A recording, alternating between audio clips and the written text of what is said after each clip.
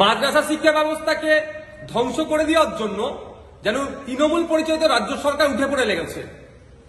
পর্যাপ্ত পরিমাণে শিক্ষক নাই, শূন্যপদ পূরণ হচ্ছে না, শিক্ষাকর্মী নাই, আনুষঙ্গিক যেগুলো আছে পরিকাঠামোকে পুরো পুরো ধ্বংস করে দিচ্ছে।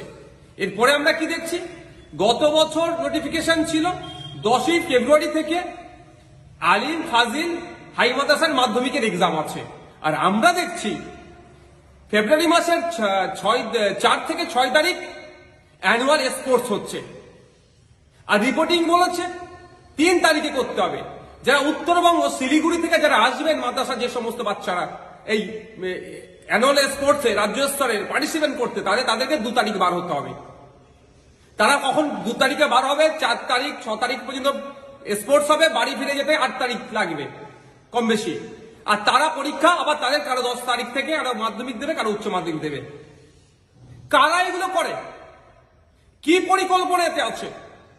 রাজ্যের মাদ্রাসা শিক্ষা ও সংখ্যালঘু বিষয়ক যিনি মন্ত্রী, সংখ্যালঘু বিষয়ক মাদ্রাসা শিক্ষা মন্ত্রী তথা রাজ্যের মুখ্যমন্ত্রী নিজেই, তাঁর দপ্তরে এই ধরনের পরীক্ষার কদিন আগে এই ধরনের খেলাকে দেওয়া কতটা যুক্তিযুক্ত হচ্ছে? সুকৌশলে এদেরকে আরো ধ্বংসের দিকে ঠেলে দেওয়া হচ্ছে। এমনি শিক্ষা ব্যবস্থা মাদ্রাসাকে ধ্বংস করে দিয়েছে। নিজস্ব প্রচেষ্টায়, নিজেদের প্রচেষ্টায় ছাত্রছাত্রীরা যা একটু পড়াশোনা করছে এই খেলাতে মাতিয়ে রেখে তাদেরকে ধ্বংস করে দিতে চাইছে। হয় অনেক ছাত্রছাত্রী খেলাতে পার্টিসিপেট করবে না, আর অন্যথায় যারা পার্টিসিপেট করবেন তারা প্রিপারেশনে এক্সামের ক্ষেত্রে তাদের সমস্যা হবে। আমি ধিক্কার নিন্দা জানাচ্ছি।